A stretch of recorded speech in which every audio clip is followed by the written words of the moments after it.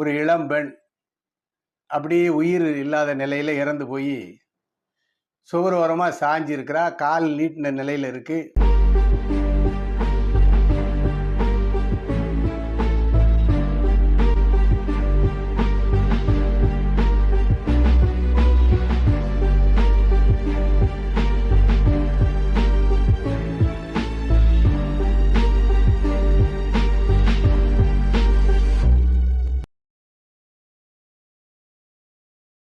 நண்பர்களே, நண்பிகளே, வணக்கம். நான் உங்கள் சிங்கம்பட்டி மாடசாமி. 5/9/2004 அன்று சென்னை மாநகரில் உயர்நீதிமன்றத்தினுடைய வாயிலில் அமைந்துள்ள B2 எஸ்பிளனேடு காவல் நிலைய காம்பவுண்டு சுவருக்கு வெளியே அந்த ஏரியாவில் இருக்கிற ஒரு லாட்ஜினுடைய மேனேஜர் மேகநாதனும் அந்த லாட்ஜில் ரூம் பாயா இருக்கிற ரூபனும் அந்த காம்பவுண்டு சுவருக்கு வெளியே நின்றுக்கிட்டு எட்டி எட்டி பார்க்குறாங்க ஸ்டேஷனுக்குள்ள. இவங்க இதை மாதிரி நின்று எட்டி பார்க்குறத உள்ளே இருந்த சப் இன்ஸ்பெக்டர் பார்த்துட்டு, மேகநாதன் வாங்க, ஏன் அங்கே நிற்கிறீங்க அப்படின்னு கூப்பிடுறாரு. கொஞ்சம் தைரியமாக மேகநாதன் உள்ளே போகிறாரு. உட்காருங்க, என்ன விஷயமா வந்தீங்க? நீங்கள் தான் எப்பவும் வரக்கூடிய ஆள் தானே, என்ன விசேஷம் சொல்லுங்க அப்படிங்கிறாரு.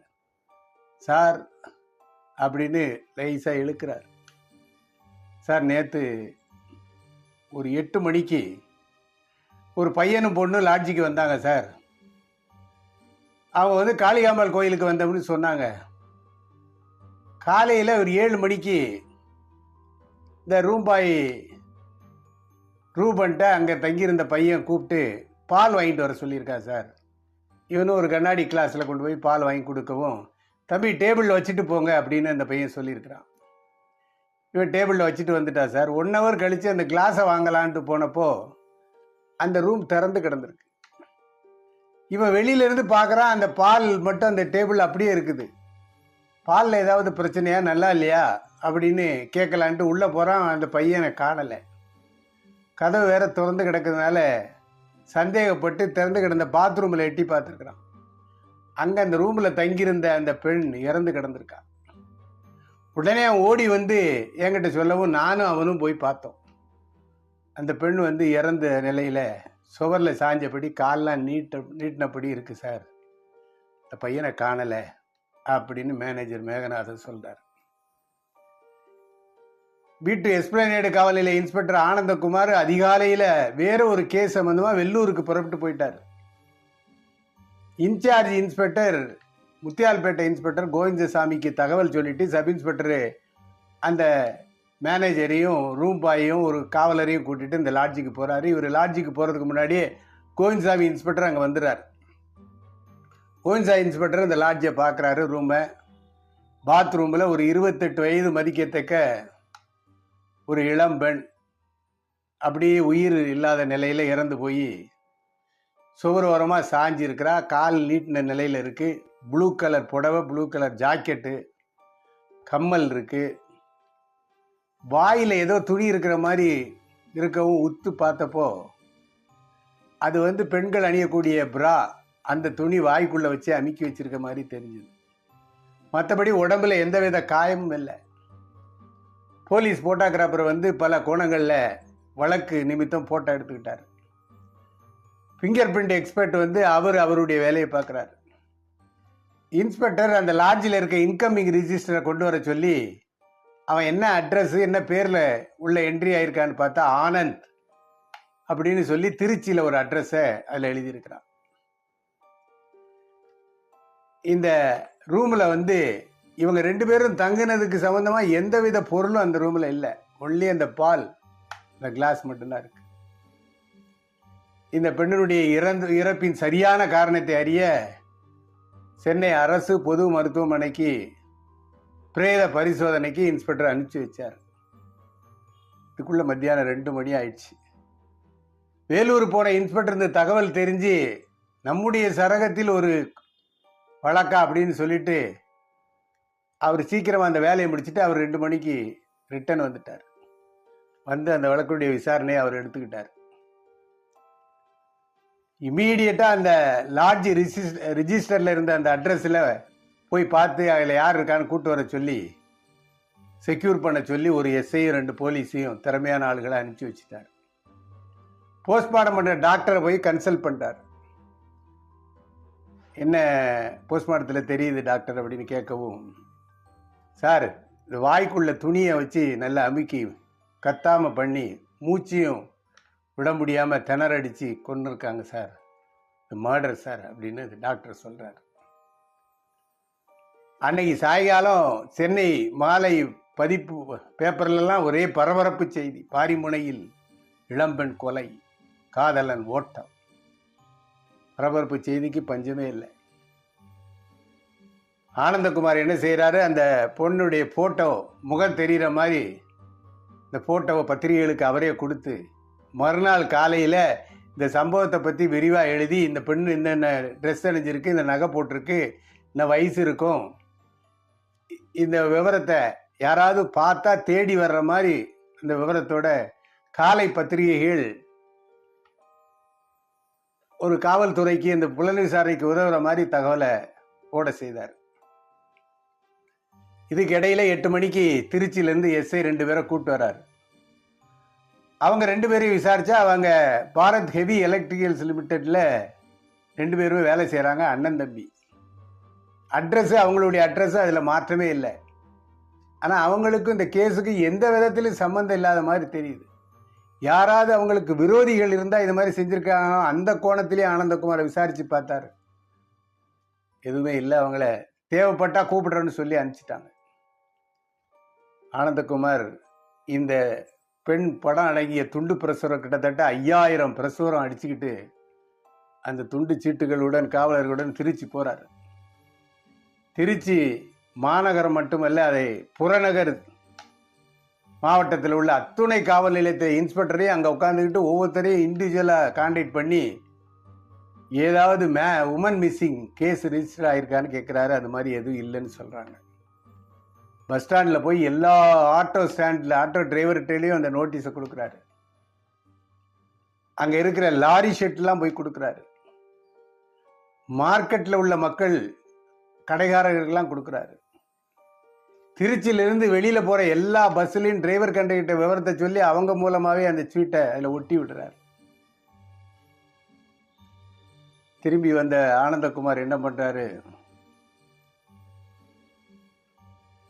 அந்த பெண்ணினுடைய கைரேகையை state crime record bureau SCRB அப்படிங்கிற அந்த ஆஃபீஸ்க்கு அனுப்பிச்சு விவரத்தோட, ஒருவேளை இந்த பெண் சம்பந்தமாக எங்கேயாவது மிஸ்ஸிங் கேஸ் இருந்தால் கண்டுபிடிச்சிடலாம், இல்லை இந்த பொம்பளை வேற ஏதாவது ஒரு கேஸில் சம்பந்தப்பட்டிருந்தாலும் கண்டுபிடிச்சிடலாம். அந்த மாதிரி அனுப்பிச்சி வைக்கிறாரு. அந்த ரூமில் தங்கியிருந்த பையனை அடையாளம் காட்டக்கூடிய அந்த ரூம் பாய் ரூபன், அவன் மூலமாக ஒரு போர்ட்ரேட் தயார் பண்ணி அந்த படத்தையும் பத்திரிகையில் கொடுக்குறாரு. இதுக்கு இடையில் அந்த அந்த காதில் இருக்க கம்மலில் பின்னாடி RS அப்படின்னு 2 லெட்டர் இருக்குது. ரொம்ப மைன்யூட்டாக இருக்குது. B2 எஸ்பிளனேடு காவல் நிலையம் பக்கத்தில் தான் NSC போஸ் ரோடு. தமிழக தங்க நகைகள் வைர நகைகள் வியாபாரிகள் சங்க தலைமையிடமே அங்கே தான் இருக்குது. அவங்ககிட்ட போய் இந்த நகையை காட்டி விவரத்தை சொல்லி, இதை மாதிரி RS அப்படிங்கிற லெட்டரோட யாராவது நகை வியாபாரம் பண்ணுவாங்களா, எந்த நகை கிடையாது, அப்படி ஒரு விலாசம் இருக்கா அப்படின்னு தமிழகம் முழுவதும் விசாரிக்கும்படி அவங்களுக்கு சொல்கிறார். அது மாதிரி விவரத்தை ரொம்ப அழுத்தமாக கொடுக்குறாரு. அடுத்து ஆனந்தகுமார் திருச்சிக்கு கிட்டத்தட்ட பல முறை போய் வந்துட்டார். இந்த பத்திரிகைகளையும் இந்த பஸ்லையும் கொடுத்த விளம்பரத்தை பார்த்துட்டு இன்ஸ்பெக்டர் ஆனந்தகுமாருக்கு தொடர்ந்து ஃபோன், இரவு பகல் இல்லாமல். ஏன்னா அந்த நம்பர் இவருடைய நம்பர் தான் அதில் கொடுத்துருக்காரு. இவர் ஒவ்வொரு ஃபோன் காலையும் ரொம்ப சின்சியராக அட்டன் பண்ணுறாரு. அவங்க என்னென்ன தகவல் சொல்கிறாங்க அதெல்லாம் கேட்டு வெரிஃபை பண்ணுறாரு. சில பேர் நேரடியாக வராங்க, இந்த பாடியை பார்க்குறாங்க, இல்லை சார் எங்கள் பாடி இல்லை சார், இந்த ட்ரெஸ்ஸை பார்க்குறாங்க, இது இல்லை சார் அப்படின்னு சொல்லிட்டு போகிறாங்க. ஒரு 25 கடிதங்கள். அதில் வேடிக்கையான கடிதம் என்னென்னா, 2 பேருக்கு பக்கத்து வீட்டில் நாய் சண்டை. அவர் இன்னொருத்தர் மேலே இவர் தான் அந்த கொலையை செஞ்சிருப்பாருன்னு அவர் மேலே ஒரு கடிதம். ஒருத்தன் எழுதியிருக்கான், எங்கள் ஊரில் ஒரு பொண்ணை துண்டு துண்டாக வெட்டிட்டான் சார், அவன் இங்கே இருக்கான் சார், அவன் செஞ்சிருப்பான் சார் அப்படின்னு ஒவ்வொரு கடிதங்களும் ஒவ்வொரு கதை.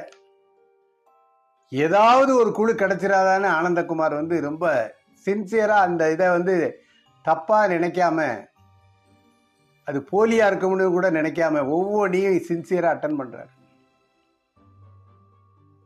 இதுக்கு இடையில பாடியை வந்து ஜிஹெச்சில் நிறைய பாடி சேர்ந்து போச்சு, அடுத்து பாடியெல்லாம் வைக்க முடியல, கிளியர் பண்ணுங்கன்னு மெமோ கொடுக்குறாங்க. ஆனந்தகுமார் அந்த டாக்டர், சம்மந்தப்பட்ட டாக்டர் நேரடியாக சந்தித்து இந்த வழக்கை பற்றி சொல்லி அதுக்கு ஒரு தனி பெர்மிஷன் வாங்கி அதை ஒரு எம்பாம் பண்ணி அதை பாதுகாப்பாக வச்சுட்டார். இந்த நாட்கள் வந்து 2004 2005 பிறந்துடுச்சு. பல மாதங்கள் ஓடுகிறது. ஒவ்வொரு மாதமும் திருச்சிக்கு போய் ஏதாவது ஒரு தகவல் கிடைக்குதான்னு ஆனந்தகுமார் பல வேலைகளுக்கு, பல வழக்குகளுக்கு, பல பந்தோபஸ்துகளுக்கு இடையில அதை அட்டன் பண்ணுறாரு. எப்படியும் நம்ம சரகத்தில் நடந்த கொலையை வந்து அன்சால்வ்டு, அன்டிடெக்டட் அப்படின்னு ஒரு நிலையில் வச்சிடக்கூடாதுன்னு முயற்சி எடுத்துக்கிட்டே இருக்காரு. 9 மாதங்கள் கடந்த பிறகு ஒரு தகவல் கிடைக்குது. இந்த நகை வியாபாரிகள் சங்கத்திலேருந்து ஒரு தகவல் கிடைக்குது. இந்த ஆர்எஸ் அப்படிங்கிறது அரியலூர் மாவட்டத்தில் ஜெயங்கொண்டம் அந்த ஊரில் ஒரு நகை கடையில் இந்த மாதிரி போடுவாங்கன்னு ஒரு தகவல். ஆனந்தகுமாருக்கு ஒரே சந்தோஷம். இந்த நகை கடையை கான்டாக்ட் பண்ணி இந்த மாதிரி இந்த நகையை சொல்லி விவரத்தை சொன்னால் எங்கள் கடையில் இந்த ஆர்எஸ் போடுவாங்க சார் அப்படிங்கிறார் அவர். அரியலூர் மாவட்டம் எல்லா போலீஸ் ஸ்டேஷனும் கான்டாக்ட் பண்ணுறாரு. ஆனால் எந்த உமன் மிஸ்ஸிங்கும் கேஸ் இல்லை. நம்பிக்கையை மட்டும் கைவிடலை. அரியலூர் பஸ் ஸ்டாண்டுக்கு போய் எல்லா பஸ்லேயும் துண்டு பிரசுரத்தை ஒட்டி விடுறாரு. இன்னும் கொஞ்சம் பெருசாகவே ஒட்டுறாரு. அவர் ஒட்டிய 2வது நாள் இரவு 10 மணிக்கு அவருடைய ஃபோனில் ஒரு அழுகுரல். சார், நீங்கள் எஸ்பிளேனேடு இன்ஸ்பெக்டரா அப்படின்னு கேட்குறான். ஆமாப்பா, என்ன வேணும் அப்படின்னு. ஐயா, நான் அண்ணாசாமி பேசுகிறேன். நீங்கள் ஒட்டியிருந்த போஸ்டரை பார்த்தா அந்த போஸ்டரில் இருக்கிறது எங்கள் அக்கா ஐயா, எங்கள் அக்கா மேரி ஐயா அப்படின்னு சொல்கிறான். அவன் விவரத்தை சொல்கிறான். சரி, நைட்டு டைம் ஆயிடுச்சு, நீங்கள் காலையில் உன் அம்மாவோட இங்கே வந்து சேருங்க அப்படின்னு சொல்கிறார். நைட்டே புறப்பட வேண்டாம், காலையிலே புறப்பட்டு வாங்கன்னு இன்ஸ்பெக்டர் சொல்கிறார். ஆனால் காலையில் 6 மணிக்கெலாம் இந்த அண்ணாசாமி அவங்க அம்மா ஞானத்தோடு வந்து காவல் நிலையத்தில் காத்திருக்காங்க. இன்ஸ்பெக்டர் 2 பேரையும் அந்த பாடியை பார்க்கறதுக்கு கூப்பிட்டு போகிறாரு. பாடியை பார்த்துட்டு அந்த அம்மா கதறி அழுது. அதை கண்ட்ரோல் பண்ண முடியல. தன்னுடைய பொண்ணு தான் அப்படின்னு சொல்லுது. அந்த பொண்ணு அந்த அம்மாவுடைய முகம் மாதிரியே, அந்த அம்மாவுடைய பல்லு மாதிரியே அந்த பொண்ணுக்கு இருக்குது. அந்த அம்மா சொன்ன மாதிரி அந்த பொண்ணுடைய தொடையில் ஒரு காயம் இருக்குது. புடவையும் ஜாக்கெட்டும் தன்னுடைய மகளுடையது தான் அப்படின்னு அடையாளம் காட்டுறாங்க. அந்த கம்மல் தன்னுடைய பொண்ணு ஜெயங்கொண்டம் காயில் ஆர்எஸ் ஜுவல்லரியில் நாங்கள் வாங்கினோம் அப்படின்னு சொல்கிறாங்க. அந்த நேரத்தில் இந்த ரூம்பாய் மூலமாக வரையப்பட்ட போர்ட்ரேட், அந்த அங்கே தங்கியிருந்த ஆனந்துடைய போர்ட்ரேட்டை காட்டினோன்னே, சார் இவன் எங்கள் ஊரில் இருக்கான் சார், ஏற்கனவே மேலே புகார் கொடுத்துருக்க சார் அப்படின்னு சொல்கிறான். அந்த சம்மந்தப்பட்ட ஆண்டிமடம் காவல் நிலையத்துக்கு ஃபோன் பண்ணி கேட்குறாரு. 1 வருஷத்துக்கு முன்னாடி இந்த பொண்ணை காணலைன்னு சொன்ன கேஸில் இவன் கடத்திட்டு போயிட்டான் அப்படின்னு சொல்லி பாண்டிச்சேரியிலேருந்து கூப்பிட்டு வந்து இவனை கிட்னாப்பிங் கேஸ் போட்டு ரிமாண்ட் பண்ணோம் அப்படின்னு அவங்க சொல்கிறாங்க. ஏற்கனவே இந்த பொண்ணு சம்மந்தமாக கேஸ் ரிஜிஸ்டர் பண்ணிட்டதுனால இந்த முறை மிஸ்ஸிங் கேஸ் எதுவும் அவங்க ரிஜிஸ்டர் பண்ணாதனால இது இவ்வளவு தாமதம் ஆகி போச்சு. இல்லாட்டா ஏற்கனவே தெரிஞ்சிருக்கும். இந்த கைதியை, இந்த தலைமறைவான ஆனந்த ஒரு 2 நாளில் போலீஸ் செக்யூர் பண்ணிடுச்சு. அவனை கொண்டு வந்து விசாரித்தப்போ அவன் என்ன சொல்கிறான்னா, சார் நான் ஒரு கட்டிடம் கட்டுற மேஸ்திரி, என்கிட்ட நிறைய பேர் வேலை செய்கிறாங்க, அதில் மேரியும் ஒருத்தர். மேரியும் நானும் ரொம்ப நெருங்கி பழகணும். எனக்கு மேரியை ரொம்ப பிடிச்சிருச்சு. அதனால் நான் ஒரு ட்ரிப்பு பாண்டிச்சேரிக்கு கூட்டிகிட்டு போனப்போ அவளை காணலைன்னு புகார் கொடுத்து என்னை கிட்னாப்பிங் கேஸில் அரெஸ்ட் பண்ணி ஜெயிலில் போட்டாங்க சார். ஜெயிலில் இருந்தேன். அதுக்கப்புறமா நாங்கள் 2 பேரும் பழகினோம். ஆனால் எங்கள் குடும்பத்தில் மேரியை விரும்பலை. எனக்கு வேறு பெண்ணை பார்க்கறதுக்கு ரெடி பண்ணாங்க கல்யாணம் பண்ணுறதுக்கு. நானும் மேரிட்டேருந்து விலகிடலாம்னு முடிவு பண்ணேன். ஆனால் அவள் போகிற மாதிரி தெரியல. சரி, அவரை க்ளோஸ் பண்ணிடலாம்னு நானும் என் தாய் மாமன் 2 பேரும் மொத்தம் 3 பேருமா சேர்ந்து முடிவு பண்ணோம். எங்களுடைய பிளான் படி மேரியை வந்து மெட்ராஸுக்கு வா, கோயில் வச்சு கல்யாணம் பண்ணிடலாம் அப்படின்னு சொல்லி நான் லாட்ஜில் கூப்பிட்டு வந்து தங்க வச்சேன். நாங்கள் பிளான் பண்ணபடியே என்னுடைய தாய்மாமனும் அவருடைய தம்பியும் வந்தாங்க. அன்னைக்கு இரவு அந்த பெண்ணுகிட்ட கல்யாணத்தை பற்றி பேசுகிற மாதிரி சந்தோஷமாக பேசிகிட்டு இருக்கும்போதே அந்த பெண்ணுடைய ட்ரெஸ்ஸு பிராவை எடுத்து வாய்க்குள்ளே திணிச்சு கத்த விடாமல் பண்ணி மூச்சு திணற வச்சு கொன்னுட்டு அப்படியே விட்டுட்டு நாங்கள் போயிட்டோம். முதல்ல நாங்கள் ஊருக்கு போயிட்டோம் சார். போலீஸ் வந்து எங்களை ஒன்றும் எதுவும் தேடாத மாதிரி தெரிஞ்சுது. தைரியமாக இருந்தேன். ஒரு வாரத்துக்கு முன்னாடி மேரியோட அம்மாவும் அவங்க அண்ணனும் தம்பியெல்லாம் மெட்ராஸுக்கு போயிருக்கதா கேள்விப்பட்டேன். நான் கூட போஸ்டரில் பார்த்தேன் சார். எனக்கு பயம் வந்துச்சுனால நான் ஓடிட்டேன். நீங்கள் பிடிச்சிட்டீங்க சார் அப்படின்னு அவன் சொல்கிறான். அப்புறம் ஏன்டா அட்ரஸ் வந்து திருச்சி அட்ரஸ் கொடுத்த அப்படின்னு கேட்டப்போ, ஒரு முறை அந்த இடத்துக்கு நாங்கள் கட்டிட வேலைக்காக போயிருந்தோம், அதனால் அந்த அட்ரஸை கொடுத்து போலீஸை அல்லாட விடலாம் அப்படின்னு சொல்லி அந்த அட்ரஸை கொடுத்த சார். ஆனந்தகுமார் வரையப்பட்ட போர்ட்ரேட்டும் அவனுடைய முகமும் கிட்டத்தட்ட ஒரே மாதிரி. நீங்களே பாருங்கள் அந்த படத்தை, ஒரே மாதிரி இருந்தது. ஒரு சாதாரண பெண். இது ஒரு பெரிய சென்சேஷனல் வழக்கு இல்லை. எந்த சைட்லேருந்து எந்த ப்ரெஷரும் கிடையாது. ஒரு அரசியல் பார்வையில் கூட இந்த வழக்கு கிடையாது. தன்னுடைய வழக்கு, இந்த வழக்கில் குற்றவாளி நிச்சயமாக தண்டிக்கப்பட வேண்டும் என்கிற வகையில் ஆனந்தகுமார் 10 மாதங்கள் அந்த பாடியை பாதுகாத்து வச்சு கண்டினியூஸாக அதை தொடர்ச்சியாக தன்னுடைய நடவடிக்கை எடுத்து அந்த சூழ்நிலையில் அவர் மாற்றப்படுறார். அதுக்கப்புறம் வந்த ரகுராம் இந்த வழக்கில் குற்றப்பத்திரிகையை தாக்கல் செய்கிறார். இந்த வழக்கில் முதல் எதிரிக்கு 10 ஆண்டு கடுங்காவல் தண்டனையும், அவருடைய தாய்மாமனில் ஒருத்தருக்கு 7 ஆண்டும், மற்றொரு ஆள் வந்து எதுவும் இந்த இதில் நடவடிக்கையில் கலந்துக்கலன்னு அவரை விடுவிச்சுறாங்க கோர்ட். ஒரு பிரேதத்தை 10 மாதம் பாதுகாத்து வைத்து செய்த குற்றத்திற்கு தண்டனை வாங்கி கொடுத்த ஆனந்தகுமாரோடு இணைந்த இன்ஸ்பெக்டர் கோவிந்தசாமி, ரகுராம், அனைத்து காவல்துறையினையும் நாம் மனதார பாராட்டுவோம். இதுபோன்று ஆனந்தகுமார் போன்று ஒரு சிலர் பணியாற்றுகிற காரணத்தினால்தான் காவல்துறை இன்றைக்கும் மக்கள் மனதில் இருக்கிறார்கள் என்பதில் மாற்று கருத்தே இல்லை. இந்த மாதிரி